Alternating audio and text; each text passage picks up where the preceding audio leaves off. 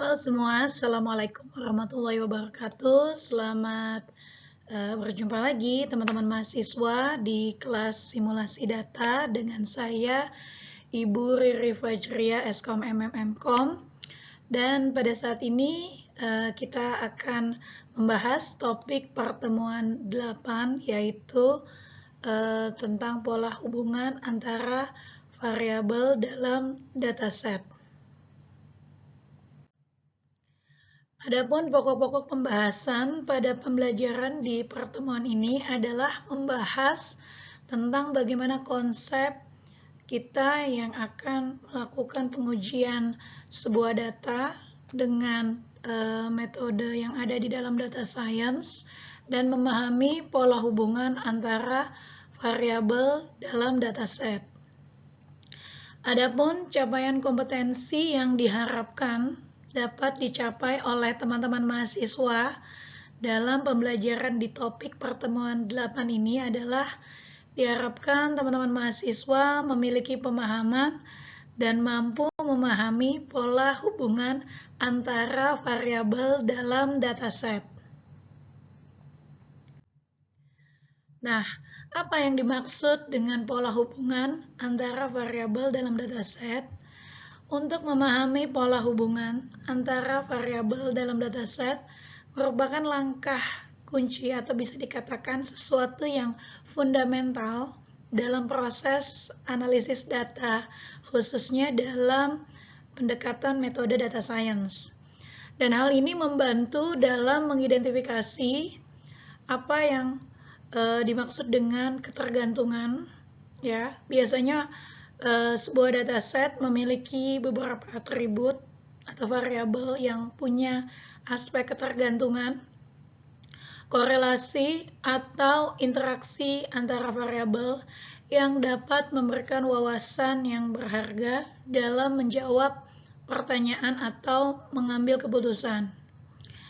Nah, mekanisme dalam integrasi data dimulai dari kita meng-crawling data. Misalnya sumber data itu bisa dari database, lalu ada proses seleksi, di mana variabel-variabel atau atribut data yang memiliki relevansi. Sebagai contoh, kalau kita ingin melakukan pengujian ya dengan hipotesis bagaimana pengukuran ketepatan waktu mahasiswa dalam menempuh studi ya di pembelajaran strata 1, mungkin dari data mahasiswa tidak keseluruhan memiliki relevansi. Misalnya tentang data identitas, alamat tempat tinggal gitu ya. Tetapi yang memiliki relevansi lebih kepada data-data yang terkait dengan capaian pembelajaran, nilai, SKS yang sudah ditempuh. Ini artinya adalah data yang sudah siap dan nanti diolah dengan pendekatan data mining menggunakan model algoritma tertentu untuk melakukan analisa data. Nah, dalam bentuk visualisasi data ada pendekatan tertentu untuk menampilkan hasil analisa data.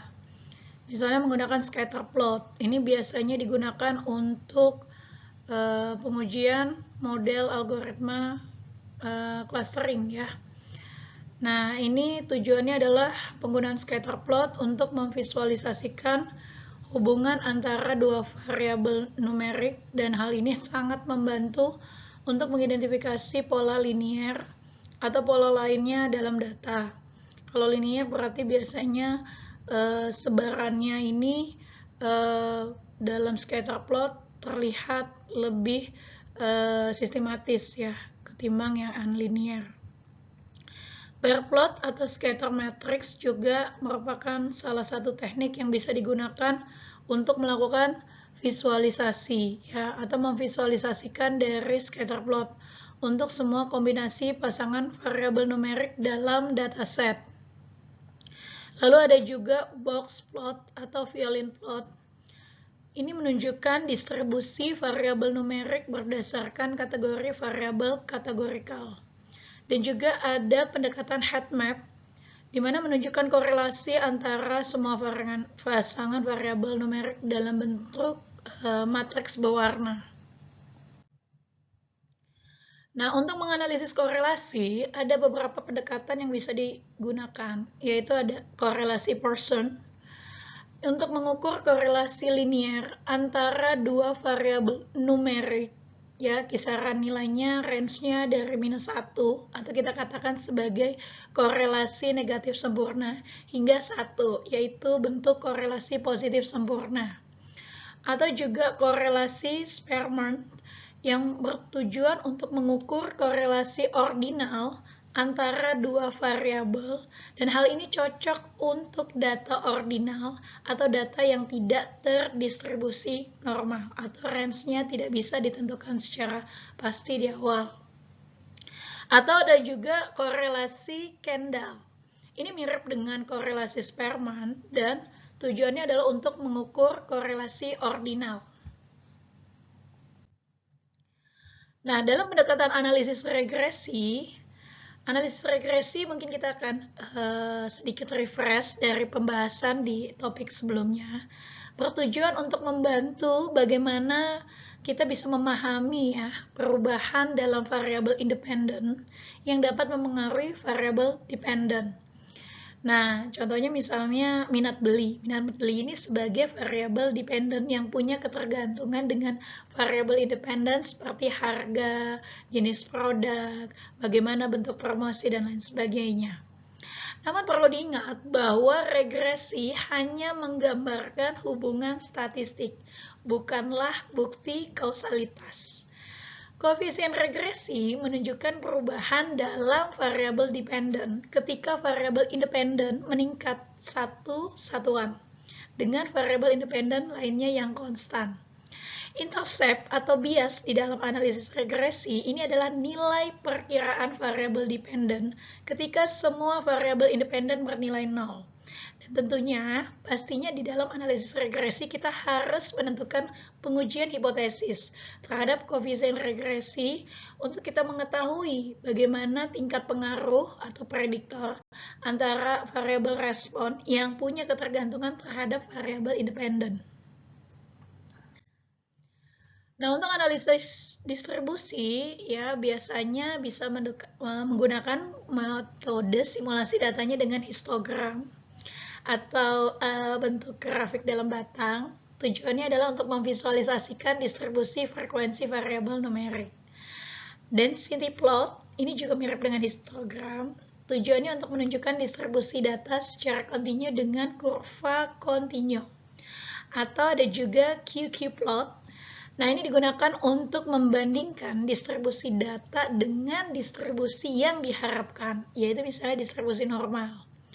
Jika berencana untuk menggunakan model statistik yang mengasumsikan distribusi tertentu, misalnya regresi linear yang mengasumsikan residual terdistribusi normal, ini penting untuk memeriksa apakah asumsi distribusi dapat terpenuhi. Analisis distribusi membantu memahami bagaimana data tersebar dalam variabel-variabel yang ada di dalam dataset. Dan ini penting untuk menentukan jenis analisis yang kita bisa lakukan untuk pengujian model machine learning berikutnya. Lalu ada juga dikenal dengan analisis interaksi, dimulai dari interaction plot. Ini digunakan untuk memvisualisasikan interaksi antara dua variabel kategorikal terhadap variabel numerik. Dan juga ada counter plot menunjukkan pola interaksi antara dua variabel numerik pada 3 dimensi. Berdasarkan analisis interaksi, dapat mengambil kesimpulan tentang bagaimana hubungan antara variabel-variabel berubah tergantung pada variabel pengendali. Dan ini dapat memberikan kita wawasan lebih mendalam tentang hubungan kompleks di dalam sebuah data atau dataset yang akan kita gunakan untuk melakukan pengujian analisis. Analisis interaksi ini kita bisa manfaatkan untuk memahami bagaimana efek suatu variabel pada variabel lainnya dapat berubah proses ketergantungannya, dan juga mungkin untuk menggali lebih jauh ya tentang dinamika keterkaitan antar variabel di dalam data. Atau juga bisa ada pengujian dengan analisis ANOVA atau UGT. Di sini digunakan untuk membandingkan rata-rata atau distribusi antara kelompok-kelompok variabel kategorikal. Dalam pengujian ANOVA atau Analysis of Variance dan UJT adalah dua jenis uji di dalam metode statistik yang digunakan untuk membandingkan rata-rata antara kelompok variabel kategorikal atau untuk membandingkan rata-rata antara dua kelompok. Dalam konteks pola hubungan antara variabel dalam dataset, keduanya dapat membantu untuk mengidentifikasi apakah ada perbedaan signifikan dalam rata-rata antara kelompok-kelompok variabel. Analisis ANOVA dan UJT ini saling membantu untuk proses mengidentifikasi perbedaan rata-rata antara kelompok variabel di dalam dataset. Dan pemilihan metode tergantung pada jenis kelompok yang akan dibandingkan dengan tujuan analisis yang digunakan. Nah, untuk pendekatan data historical yang punya ketergantungan dengan waktu bisa menggunakan pendekatan analisis time series. Nah, analisis time series ini merupakan pendekatan yang digunakan untuk menganalisis data yang dikumpulkan pada interval waktu yang dilakukan secara berurutan atau kontinu. Dalam konteks pola hubungan antara variabel dalam dataset, analisis time series membantu memahami bagaimana variabel-variabel ini berubah dari waktu ke waktu. Misalnya usia, misalnya nilai gitu ya. Dan ini bisa membantu dalam proses identifikasi pola, tren, musiman, serta fluktuasi dalam data yang punya keterkaitan dengan perubahan waktu.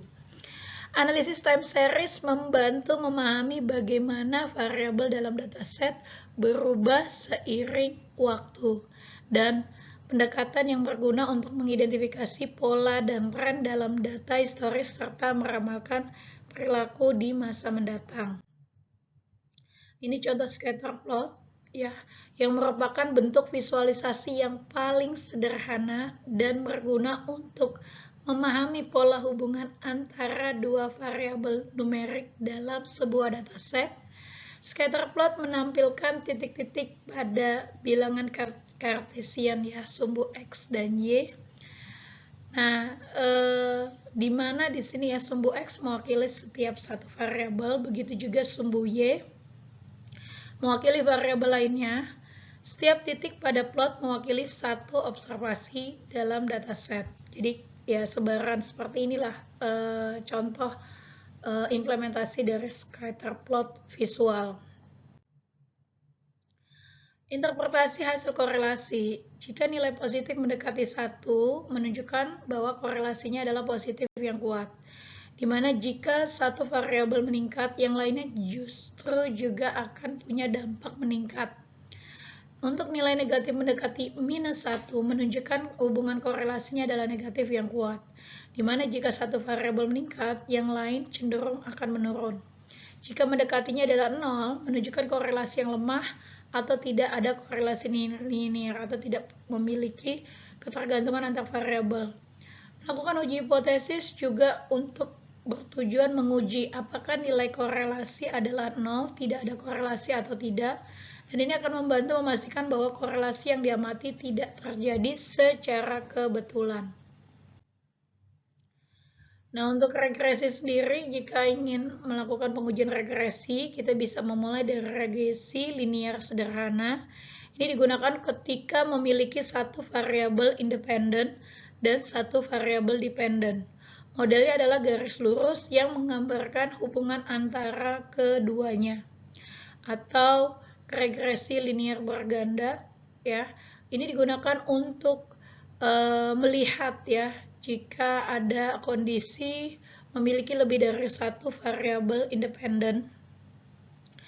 Ini memodelkan hubungan linear antara variabel dependen dengan beberapa variabel independen.